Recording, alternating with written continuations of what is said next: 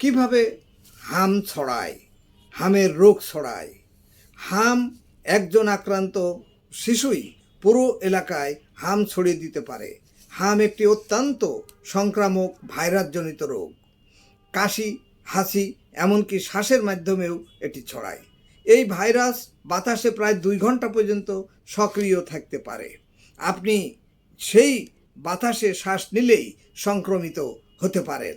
একজন রোগী 10 থেকে 15 জনকে সংক্রমিত করতে পারে। কাজেই হামের রোগীদের বাসায় অত্যন্ত সতর্কতার সাথে থাকা উচিত, যাতে ছড়িয়ে নিজে আক্রান্ত হলাম, ছড়িয়ে অন্য ক্ষতিগ্রস্ত করলাম, এই মানসিকতা যেন না থাকে। সুতরাং সতর্ক থাকার জন্য সকলকে আমি